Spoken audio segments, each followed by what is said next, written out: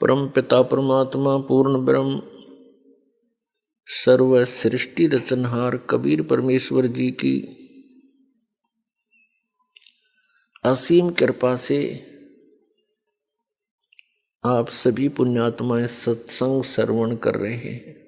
परमात्मा कबीर जी हम काल जाल में फंसे हुए सभी प्राणियों के इस दुख को जानकर समझकर अपने सतलोक से चलकर के यहाँ आते हैं और हमारे अज्ञान को समाप्त करते हैं।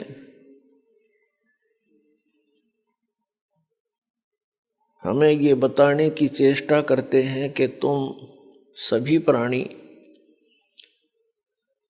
ऐसे स्थान से आए हुए हो जहाँ पर किसी वस्तु की कमी नहीं, किसी वस्तु का वहाँ पर अभाव नहीं, वहाँ कोई दुख नहीं, वहाँ पर व्यर्थ अवस्था नहीं। सृष्टि ऐसी ही है, शरीर आपके ज्यों के त्यों हैं। वहाँ जो आपको शरीर प्राप्त था वो सभी रोग रहित, व्यर्थ अवस्था उसमें नहीं होती, वहाँ मृत्यु नहीं होती। उस स्थान को आप अपनी गलती के कारण छोड़ आए। अब आप यहाँ पर ये दंड भोग रहे हो, सजा भोग रहे हो, और यहाँ पर आप जी ने इन दुखों को ही सुख मान लिया। यदि किसी को अधिक दुख है और उससे कुछ कम दुख को हमने सुख समझ लिया, और यहाँ पर सुख नाम की वस्तु नहीं है, आपने सुख देखा ही नहीं है, इसलिए इन्हीं अटकलबाजियों में आप सुख मान रहे हो। कैसे? जो निर्धन है वो सोचता है धनवान सुखी, ये कार और कोठियों में निवास करता है, सफर करता है। अब धनवान को स्वप्न में भी सुख नहीं होता। धनवान समझता है, धनी व्यक्ति सोचता है कि राजा लोग सुखी होंगे, ये राजा लोग सुखी हैं।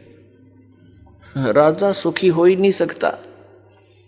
विचार की बात है, जैसे एक परिवार का मुखिया अपने 4-5 सदस्यों की व्यवस्था में कितनी टेंशन लिए फिरता है। किसी को बीमारी है, किसी का विवाह नहीं हुआ, किसी का विवाह हो गया तो बालक नहीं, और 100 समस्याएं उसकी जान को बनी रहती हैं। राजा एक बहुत बड़े अक्षेत्र का मुखिया होता है। इससे खूब आसानी से अंदाजा लगाया जा सकता है वो कितना सुखी हो सकता है। स्वप्न में भी सुख नहीं उस व्यक्ति को जो राजा बना हुआ है।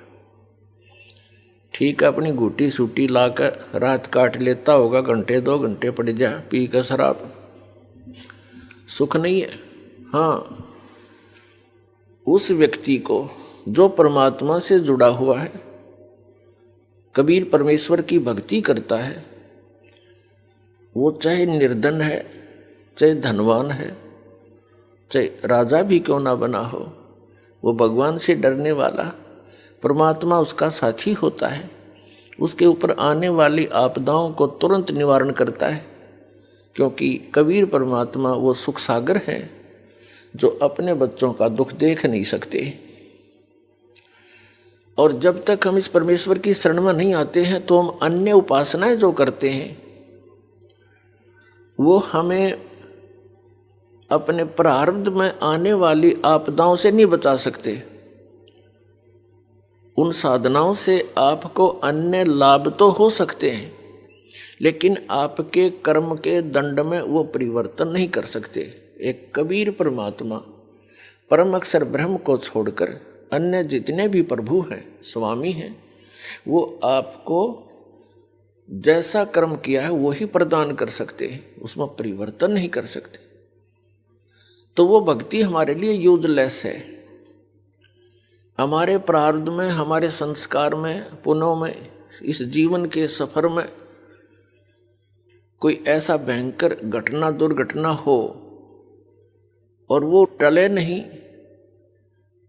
वो दुर्घटना जब घट जाएगी और कोई ऐसी घटना हो जो इस आदमी का मनोबल तोड़ देती है, फिर वो भक्ति भी नहीं करता, छोड़ देता भक्ति को। और परमात्मा कबीर जी आप पर आने वाले आपके प्रारब्ध के संस्कारों को बदल देता है। जब हमारे ऊपर कोई आपदा आ जाती है और हमें पता है कि इसका कोई निवारण इस पृथ्वी पर नहीं है, और फिर वो ठीक हो जाता है, उसका समाधान हो जाता है इस भक्ति से, तो हमारी आस्था भगवान में दृढ़ होती है और तभी हम भक्ति कर सकते हैं।